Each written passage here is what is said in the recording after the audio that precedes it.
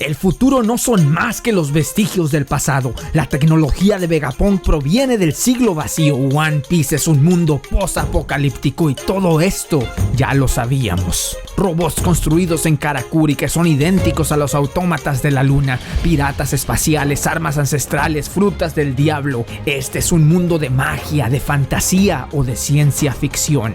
Tenemos que reevaluar todos los misterios que quedan por resolver, porque las revelaciones que están a punto de suceder sobre el reino antiguo y su avanzada tecnología han llegado a cambiar las reglas del juego, porque la ciencia que no es comprendida parece magia.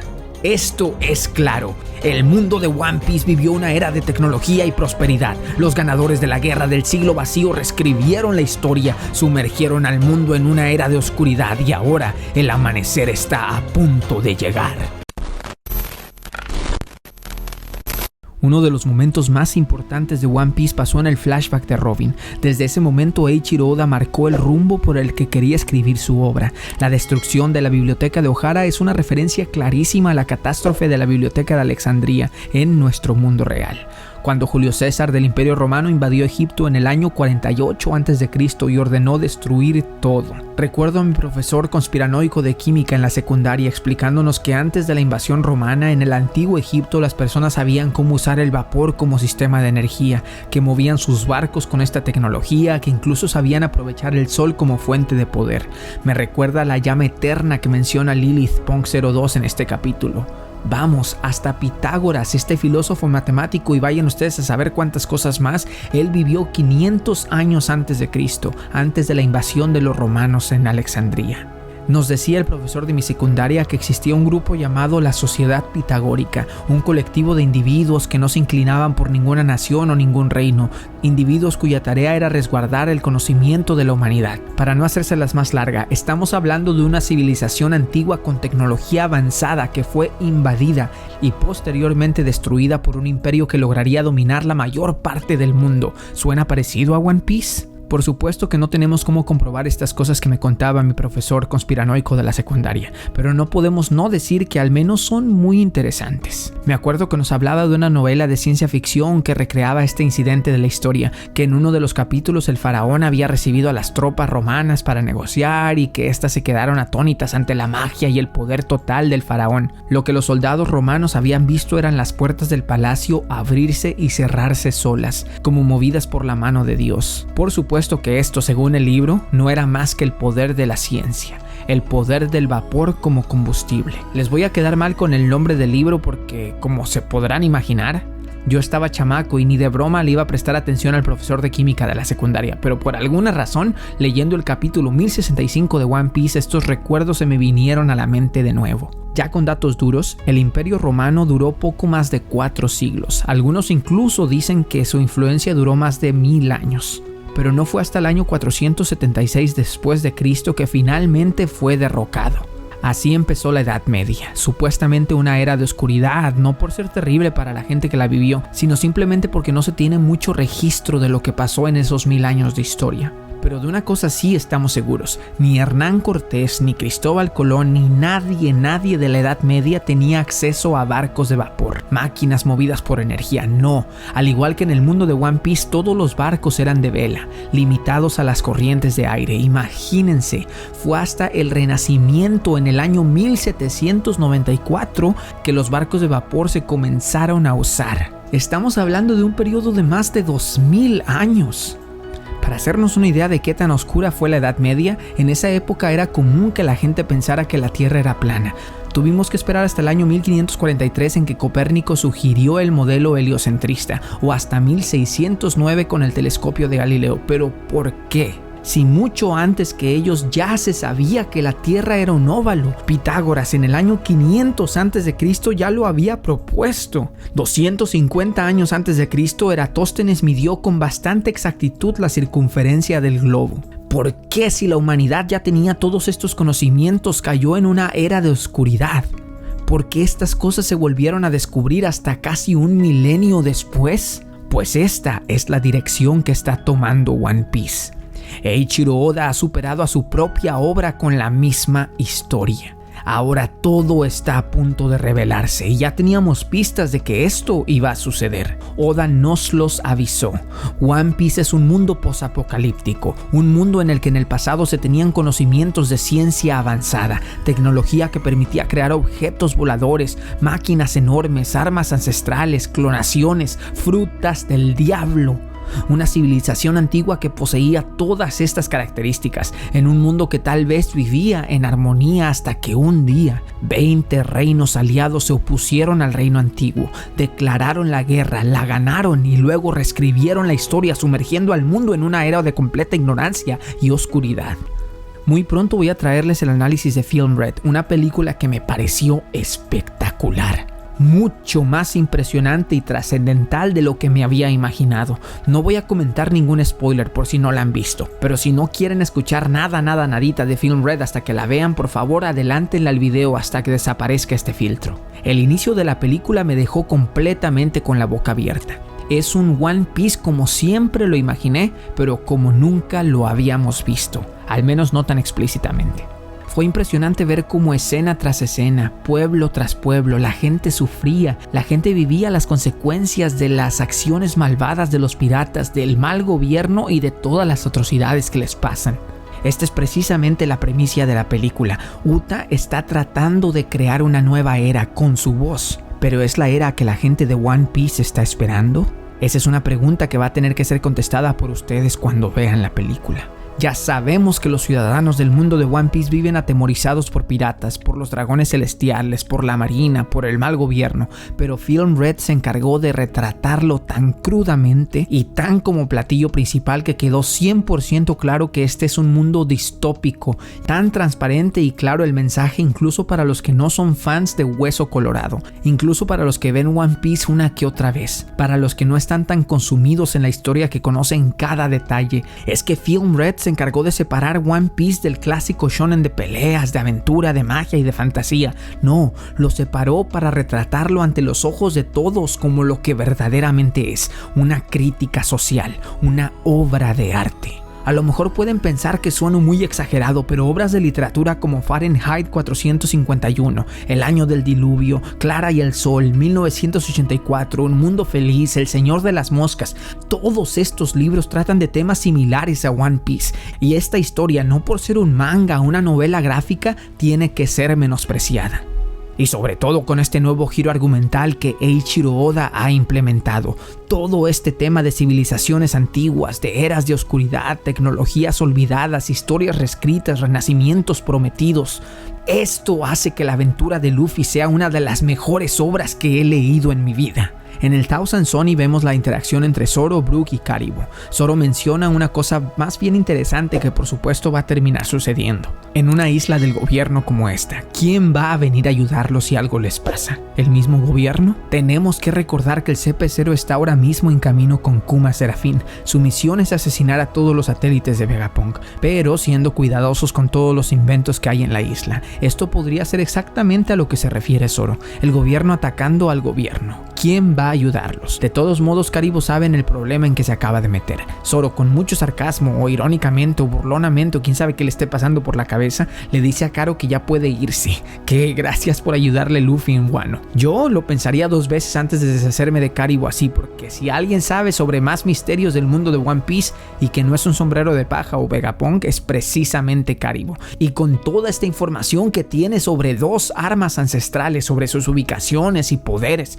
nos queda preguntarnos ¿cuál demonios van a ser los siguientes pasos de Caribou? Oda ya nos planteó la semilla de que este personaje le responde a alguien más, que tiene un mandamás. Aún no sabemos de quién se trata, pero en pro de la trama tiene que ser alguien muy importante. ¿Barba Negra? ¿El gobierno mundial? Tengo mucha emoción de saber lo que va a terminar pasando con este personaje. Mientras tanto, los sombreros de paja que fueron al laboratorio de Vegapunk cayeron redonditos en la trampa, o a lo mejor tenemos que llamarle prueba, porque pese a que Punk 0 Lilith está dispuesta a exterminarlos, la plática con Punk 01 Shaka nos deja pensando en que más bien se trata de medidas de precaución. Este personaje, supuestamente líder de los Punk, a quien vimos hablando con Dragón, el líder del ejército revolucionario, no confía en los piratas de su hijo Monkey D. Luffy, porque Shaka sí sabe que Luffy es el hijo de Dragon, ¿verdad? Cuando iban de camino al laboratorio laboratorio, Lilith le explica a Frankie todo sobre la conversión de energía y cómo no han logrado ser autosuficientes con sus recursos naturales. De hecho, le revela que si tan solo existiera la energía de una llama eterna, las cosas serían mucho más fáciles. Aquí vale la pena detenernos a pensar de qué cosa están hablando. Frankie incluso responde que con ese tipo de tecnología sería capaz de crear un sol propio. Bueno, a lo mejor es que ya estamos traumados con esto del dios del sol o la llama en el cuerpo de los Lunarian, pero esto podría estar relacionado con la fuente de energía de la que habla Lilith. Después de todo, el sol es una de las fuentes de energía renovables más eficientes que existen, claro, tomando en cuenta el impacto al cambio climático. Quién sabe, tal vez terminemos hablando de energía nuclear. Con esto de los avances tecnológicos del reino antiguo, todo puede suceder. Después de todas estas interacciones entre los sombreros de paja, que se aprecian muchísimo, ellos subiendo por las escaleras mecánicas que por cierto no dan la misma mala vibra que la cinta automática de Marioa movida por esclavos, o la escena en la que Sanji, Robin y todos atraviesan las paredes de holograma, todo muy divertido, pero así como si nada, la Punk 02 Lilith desaparece misteriosamente. Así, Nami, Robin, Usopp, Frankie y Sanji se encuentran en una habitación sin salida. En medio, una cápsula de clonación con la insignia Serafín número 4. ¿Quién sabe a dónde estaría viendo Robin o si los otros saben leer o no? O a lo mejor el impacto de Jinbe fue tan grande que pues simplemente no se pusieron a leer la cápsula. Y así como todos nosotros los youtubers de One Piece rápido se apresuraron a especular lo que estaba pasando. Usopp: es el hijo de Jinbe. Nami: no, es Jinbe convertido en niño. Sanji: no, es alguien que se parece a Jinbe. Hasta que Frankie se le ocurrió: es un pacifista. Inmediatamente se dan cuenta de que fueron engañados por Punk 02 y comienzan a pelear contra Jinbe Serafín, que a pesar de ser un niño tiene un tamaño muy similar a Jinbe adulto, lo que nos hace pensar sobre cómo Vegapunk pudo haber tenido éxito con los genes de gigantificación que Big Mom sueña. Nami está a punto de atacarlo, pero en un panel que nos sorprendió a todos, Jinbe pacifista usa los poderes de una fruta del diablo, y no cualquier fruta, sino que se parece muchísimo a la del señor Pink. Aquí es necesario recalcar que esto no significa que el gobierno haya capturado al señor Pink, que lo hayan matado, que le robaron su fruta. No, nada de eso. Señor Pink está vivito y coleando, así como lo vemos con Frankie en este bar cumpliendo su promesa de sentarse a tomarse una copa y hablar de mujeres y traiciones. Frankie reconoce la habilidad de la fruta mientras que el pacifista emerge para ahorcar a Nami. Sanji se recalienta, le mete un patadón en el hocico, Robin lo remata, Usopp le dispara. Nada parece estar funcionando hasta que Frankie le atora tremendo Radical Beam. Pero antes de que nos enteráramos qué pasó, cambiamos de escena para ahora sí conocer al resto de los Punk. Todo un agasajo. Recapitulemos. Punk 01, Shaka, el personaje con casco más misterioso de todos, que habló con Dragón por Denden Mushi. No sabemos sus intenciones, pero nos podemos esperar cosas muy grandes. Al parecer este es el líder de todas las Punk y su función sería ser el eje central de todas estas conciencias. Punk 02, Lilith, la primera Vegapunk que conocimos, esta mujer que guió a los sombreros de paja al laboratorio. Ella es la que representa el aspecto violento y malvado de los Vegapunk. Punk 03, Edison, esta criaturita que está a cargo de las ideas y los inventos Punk. Punk 04, Pitágoras, este robot o androide que ejecuta las ideas y recolecta información. Punk 05, Atlas, la niña boxeadora gigante con orejas de borrego que quema todas las calorías para mantener el equilibrio. Y finalmente, Punk 06, York. Ella se encarga de ejercer las 3C de cualquier humano: comer, cagar y y dormir. Comer, cagar y dormir. Sí, claro, dormir. Según la gráfica que se nos mostró hace varios capítulos, aún nos falta conocer el cuerpo principal de Vegapunk, el cuerpo llamado Estela. Podemos pensar que se trata del Vegapunk original, de la primera conciencia, pero desconocemos si realmente se encuentra en Egghead. Yo tengo la teoría de que Estela está bajo custodia del gobierno mundial, y la razón por la que decidieron mandar al CP0 a exterminar a todos los astros Punk es porque el gobierno está dispuesto a sacrificar los avances científicos con tal de exterminar a un posible cabo suelto. No quieren correr el riesgo de que alguien más pueda usar el sistema múltiple de Vegapunk para hacerles frente. Una vez que los serafines estuvieran listos, los que consideran como su arma definitiva junto con los presuntos rayos Dim, el gobierno decidió deshacerse de todo aquel que pueda contrarrestar este poder de ataque, pero la historia se va a escribir y ya todos sabemos que lo que ahora ellos consideran como su arma secreta se va a convertir en su peor pesadilla una vez que los serafines se rebelen rebelen contra el gobierno, una vez que Vegapunk se incline hacia el ejército revolucionario, porque después de todo las Punk ya están conscientes de los planes que tiene el gobierno de ejecutarlas. Cada hilo de esta historia se está tejiendo para que al final todo se voltee en contra del gobierno mundial y posiblemente va a pasar en el peor momento para ellos, la gran guerra final. Regresando al capítulo, es muy interesante cómo Shaka afirma no poder confiar en los piratas, lo que implica que ya ha tenido interacciones con piratas fuera del conocimiento del gobierno mundial, posiblemente por sus conexiones con el ejército revolucionario o tal vez intentando aliarlos a su lucha contra el gobierno o cosas así. Los sombreros de paja se quedaron sorprendidos pues acababan de conocer ya 2 Vegapunks cuando Shaka les vino a decir que él o ella también era uno. Ojo que aquí cuando Usopp dice que él también es un Vegapunk podría convertirse en realidad. No para él, por supuesto, aunque ya sabemos que sí es un gran inventor. Es que es así como funcionan las mentiras de Usopp. Cuando dijo que peleó contra un enorme pez dorado, no fue él el que peleó, sino que los gigantes Dory y Brogy. Esto mismo podría pasar con Franky, que gracias a su intelecto en el futuro se convierte en una especie de Vegapunk. Aunque pensándolo bien, en la pelea contra Jinbe Serafín, Punk 03 Edison se quedó sorprendidísimo de que alguien pudiese usar la tecnología de lanzar rayos láser. Ahora sabemos que Vegapunk ha estado replicando la tecnología del reino antiguo. Esto le da muchísimo mérito a Franky, quien sin mucha ayuda pudo hacer posible esa tecnología por él mismo. Antes del timeskip, Franky ya era un gran inventor, pero gracias a los 2 años en la isla Karakuri, la isla del Dr. Vegapunk que está en la primera mitad del Grand Line, allí fue donde Franky finalmente pudo aprender de los planos y anotaciones del gran Vegapunk. Pero recordemos una cosa, este laboratorio fue creado cuando Vegapunk era muy joven, aún no tenía acceso a todos los secretos del reino antiguo que posiblemente le facilitó el gobierno, ni nada de esas cosas. Recordemos que tenía planos de un robot gigante, pero simplemente nunca lo pudo hacer funcionar. También tenía planos para construir un sistema de acondicionamiento para su isla de invierno, pero igual nunca pudo hacerlo funcionar.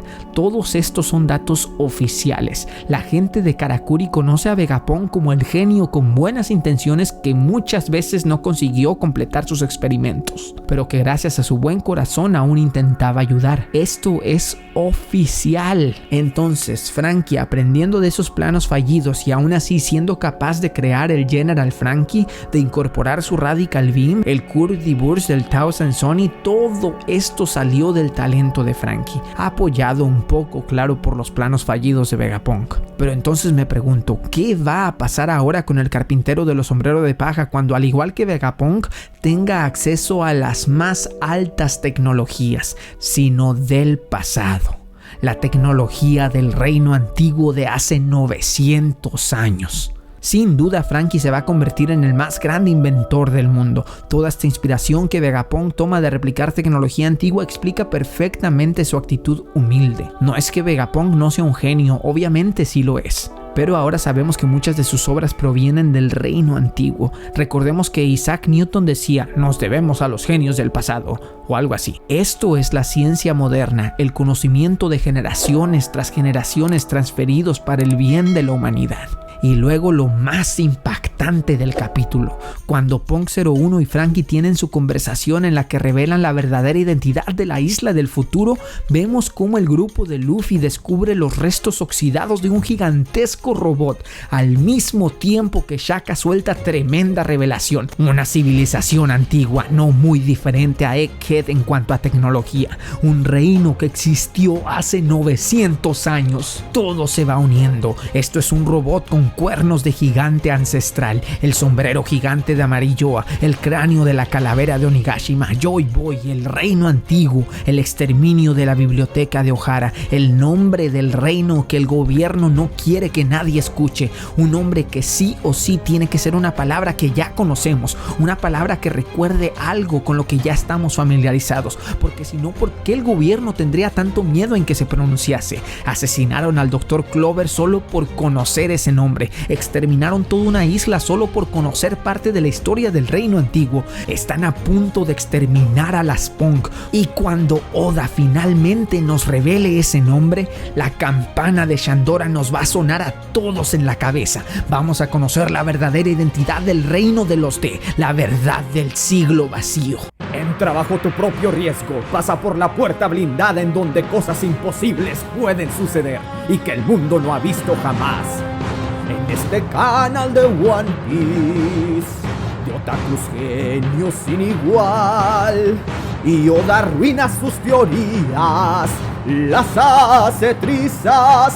Todo puede suceder aquí en Nordic Blue.